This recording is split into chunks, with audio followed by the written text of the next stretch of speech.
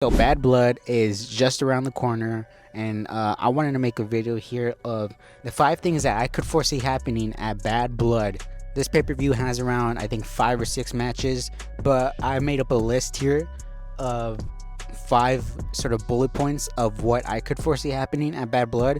It doesn't mean that, it's 100% set in stone that this is going to happen, but these are sort of some of my 5 predictions. And we're going to start off here with Jacob Fatu pins Cody Rhodes. Jacob Fatu is the enforcer for the new bloodline for Solo Sikoa. A couple weeks ago, Cody Rhodes teased that he wanted a match against Jacob Fatu, but Solo declined that. And, there was kind of a little riff-raff, a little tension between Solo and Jacob. And, it would add to that tension if Jacob got the pin over Cody, and that sort of puts in Jacob's mind that he pinned the champion. He could challenge the champion and he could potentially be the champion, but Solo may get in the way.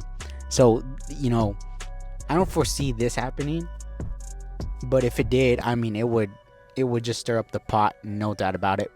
This next point is kind of obvious because a few weeks ago CM Punk came out very stoic, and he told Drew McIntyre that he was ready to die in the Hell in a Cell and that he was coming for blood. And typically when a babyface promises such things as brutality, as blood, as destruction, it's 9 times out of 10 likely to happen. And then the next week, Drew McIntyre came out and said the exact same thing to CM Punk. And this Hell in a Cell, this Bad Blood PLE is taking place 27 years apart from the very first Hell in a Cell match between The Undertaker and Shawn Michaels. And if you have the time, I would highly advise that you go back and watch The Undertaker and Shawn Michaels match. That's what I did a couple nights ago. Fantastic match. But regardless, if both guys are promising destruction and brutality here in this match, then you're likely to get it.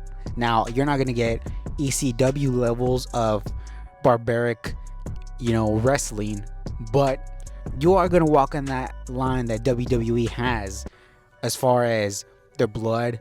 You don't really see a lot of blood in WWE unless it's, actual real blood coming out, which leads me to believe that this match is going to be something special that you have to watch. And also, I think this should main event. The next thing I have is a Raquel Rodriguez potential interference between Liv Morgan and Rhea Ripley.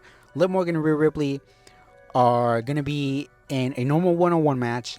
The only problem, or the only stipulation, is that Dominic Mysterio is going to be hanging in a shark cage above them. So immediately when this was made, I thought to myself, okay, that's pretty interesting, because what does that mean?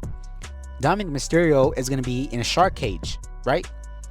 So, and Rhea Ripley said that Dominic Mysterio was the only reason that Liv Morgan is the women's world champion. So, they have you thinking that, oh, okay, Dominic Mysterio, he can't get involved. And the Judgment Day, they're not going to do anything really to help out Liv. So that makes you think that Liv is all vulnerable and she will be prone to losing that title that night. But Raquel Rodriguez has been out of action, and there's a lot of story between Rhea and her. So they might stretch it out here and have her interfere, because Rhea Ripley, if she wins this match, where does Rhea Ripley really go after this match? Who does she challenge? Who does she wrestle? I foresee her winning this title maybe around Royal Rumble season. So don't be surprised if you see a Raquel Rodriguez interference. Next, I predict that we may get a fuck finish between Finn Balor and Damian Priest. This match was made, and I foresee that since this is the first meeting between these two, I foresee it's going to be a fuck finish. I don't know really what's going to occur. I don't know really what's going to occur in this match, but all I know is that we may get a fuck finish here, which leads to more matches down the line between Finn Balor and Damian Priest, because they've only kind of began to tap into Priest and Balor story. So I foresee that this is probably their first meeting. And last, I predict, this is the wild card prediction, so take this one with a grain of salt, but I predict that we may get a Jimmy Uso return at Bad Blood. Why do I say this? I say this simply for the fact that if Solo and Jacob Fatu end up winning against Cody and Roman, and they could start, to have a beatdown on them, both of them, the bloodline comes out.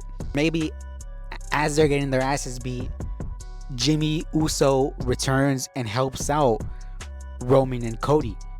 We haven't seen Jimmy Uso in a long time. So the possibility of him coming back at Bad Blood, I would say, is probably a 5 out of 10. I don't know if this is 100% even going to happen. And you also got to realize he was mentioned when Roman Reigns and Cody had their face-off at Georgia Tech. So they still haven't forgotten about Jimmy. But at the end of the day, these are just sort of 5 speculations that I have about Bad Blood.